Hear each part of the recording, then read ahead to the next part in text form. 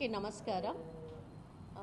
ఈరోజు ప్రెస్ క్లబ్లో పెద్దలందరితోనూ advisory board వెట్టి విమోచన కోయలేషన్ అనేది ఒకటి అన్ని జిల్లాల్లో కూడా ఒకటి ఏర్పడింది. అది ఇండివిజువల్ బాడీ, అంటే సమస్యాత్మకంగా ఉన్న ఏరియాలో పనిచేస్తూ ఏదైతే వెట్టి చాకరీ అనేది లేబర్ అనేది ఉంది, దాంట్లో బాండెడ్ లేబర్ అనేది కూడా మనకు అబాలిషన్ యాక్ట్ వచ్చి ఈ నెల ఫిబ్రవరి 9th వచ్చి 50 years.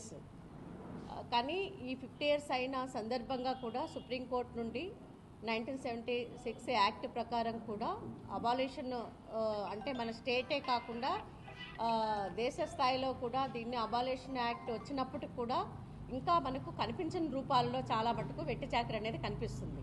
అంటే డొమెస్టిక్ వర్క్స్, ఇళ్ళల్లో పనిచేస్తున్న వాళ్ళు, ఫ్యాక్టరీలో పనిచేస్తున్న వాళ్ళు, షాపుల్లో చేస్తున్న వాళ్ళు, వీళ్ళందరూ కూడా ఇప్పటికి కూడా వాళ్ళ ఫాదరో మదరో చేసిన అప్పుకి ఆ పిల్లలతో పనిచేయించడం అనేది కూడా మనం అక్కడక్కడ చూస్తున్నాము. వాటిని పూర్తిగా అబాలిషన్ చేయడానికి దీని మీద ప్రత్యేకంగా చైల్డ్ లేబర్ మీదను లేదంటే లేబర్ యాక్ట్ మీదను పనిచేయడానికి డిస్టిక్లో ఉన్న లేబర్ ఆఫీసర్స్, లేబర్ డిపార్ట్మెంట్ పనిచేస్తూ చేస్తున్నప్పటికి కూడా వాటి మీద ఈ కఠినమైన చర్యలు అనేది జరగలేదు. ఎందుకంటే మన స్టేట్ అనేది బాండెడ్ లేబరు ఫ్రీ డిస్టిక్గా, ఫ్రీ స్టేట్గా కూడా ప్రకటించడం జరిగింది. దాంట్లో ఇప్పుడు కూడా మనము రీసెంట్గా చెన్నంపల్లిలో ఒక నలుగురిని 2024లో కూడా నలుగురికి మన ఆర్డీఓ నుండి రిలీజ్ సర్టిఫికేట్ ఇప్పించడం జరిగింది. అందుకనే దీన్ని ప్రతి జిల్లాలో కూడా మనం 28 జిల్లాలకు సంబంధించి 22 జిల్లాలలో డిస్టిక్ లెవెల్ కమిటీ ఒకటి ఏర్పడింది. ఆ కమిటీలో మెంబర్స్ అందరూ కూడా రకరకాల బుడుగ జంగాల నుండి ఇప్పుడు కూడా వాళ్ళకి కనీసము క్యాస్ట్ సర్టిఫికేట్ రాని సందర్భాలు ఉన్నాయి. షికారీ కాలనీ మన దగ్గర చూస్తే వాళ్ళందరూ కూడా ఫ్యామిలీస్తో పాటు వెళ్ళి ఇటుకబట్టీల్లో పనిచేస్తున్నారు. ఆ పిల్లలతో పాటు అక్కడ వాళ్ళకు ఆధార్ కార్డు లేవు. లేబర్ డిపార్ట్మెంట్ రేట్స్ కలిపి చేసిన ఒక సర్వేలో గుంటకల్లు వాటితో పాటే మనము లెనిన్ కాలనీలో తర్వాత ఇటుకబట్టీల్లో పనిచేస్తున్న వాళ్ళతో సర్వే చేస్తే 122 మందికి ఆధార్ కార్డులు కూడా లేవు. అంటే వీటి బట్టిని చూస్తే వేరే రూపాల్లో కూడా మన దగ్గర వెట్టి చాకరీ అనేది మన జిల్లాలోనే కాదు రాష్ట్రంలో కూడా అక్కడక్కడ ఉంది.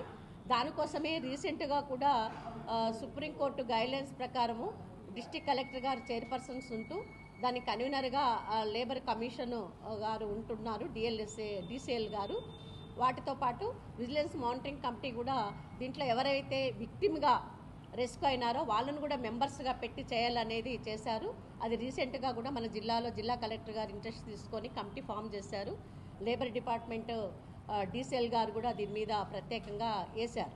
కానీ ఏదైతే ఈ మూలాలు ఉన్నాయో వీటిని వెతికి చేయడానికి అనేది ఈ కోయలేషన్ చాలా ఇంపార్టెంట్ పర్సన్స్తో కొంత సమస్యను నిజాయితీగా, నిబద్ధతగా ముందుకు తీసుకెళ్లే వాళ్ళతో ఒక కమిటీ రీసెంట్గా ఏర్పడింది. అది ఈరోజు 9th నుండి మరి 15th వరకు వీక్ డేస్ రకరకాల కార్యక్రమాలు చేయడం జరుగుతుంది. ఈ నెల 9వ తేదీన DLSA secretary, district legal service authority secretary గారి చేత కొన్ని పోస్టర్స్ను అవగాహన కార్యక్రమాలు కూడా ఇంపార్టెంట్. ఎందుకంటే ఓనర్స్ చాలామందికి ఏమి జరుగుతుంది నేను పనిలో పెట్టుకుంటా అనేది అవగాహన లేక కూడా కొన్ని జరుగుతున్నాయి. వాటితో పాటు దానికంటే ముఖ్యంగా ఏంటంటే పిల్లలను పెడితే ఏమవుతుంది, ఈ చట్టంలో ఉన్న విషయాలు ఏమున్నాయి, ఈ చట్టంలో ఇంప్లిమెంటేషన్ చేయాల్సిన ఆఫీసర్లకు కూడా పూర్తి స్థాయిలో కొంతమందికి అవగాహన లేదు. దీన్ని మొట్టమొదటిగా అవగాహన కల్పించే కార్యక్రమంగా పాంప్లెట్స్, దానికి సంబంధించిన పోస్టర్స్, తర్వాత కమిటీ మెంబర్స్ అందరూ కూడా ఇది ఒక బాధ్యతగా వాలంటరీగా బాధ్యత తీసుకొని మన జిల్లాలో దీన్ని పనిచేయడానికి పిల్లలు తర్వాత కుటుంబాలు రీసెంట్గా మనం చూస్తే కన్నా లాస్ట్ ఇయర్ ఒక 8 months కిందట ధర్మవరంలో తమిళనాడు నుండి ఒక కుటుంబం 3 సంవత్సరాలుగా ఒక పొలంలో ఆ లోపల ఒక 15 ఎకరాల తోటలో వాళ్ళని బందీలుగా పెట్టారు 2 డ్రెస్సులతో.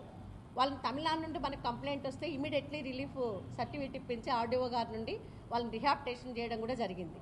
అంటే మనం చూసే కోణం నుండి అది కనిపిస్తుంది అనేది కొన్ని ఉదాహరణలు మన ముందు ఉన్నాయి. అదేవిధంగా చెన్నంపల్లిలో మనము కదిరి నుండి ఒక 50 కుటుంబాలను తీసుకొచ్చి రిహాబిటేషన్ చేస్తే రీబాండెడ్ అయిన సందర్భాలు కూడా మనకు కనిపించాయి. దాన్ని ఉద్దేశించే ఈ వీక్ డేస్ అవగాహన, ఎక్కడైనా అట్లాంటి కుటుంబాలు అట్లాంటి పిల్లలు ఉంటే రెస్క్యూ చేయడము, వాళ్ళకి రిహాబిటేషన్ చేయడం అనేది ముఖ్య కార్యక్రమంగా ఈ కమిటీ మన జిల్లా వెట్టి విమోచన కోయలేషన్ కమిటీ ఏమైతే ఏర్పడిందో దాని ప్రెస్ ముందు మీ అందరికీ కూడా మా కమిటీ తరఫున ఇది మీడియా కూడా కొంచెం పెద్ద ఎత్తున అవగాహన కార్యక్రమంలాగా తీసుకువెళ్ళాలనేది కూడా మేము విజ్ఞప్తి చేస్తున్నాం.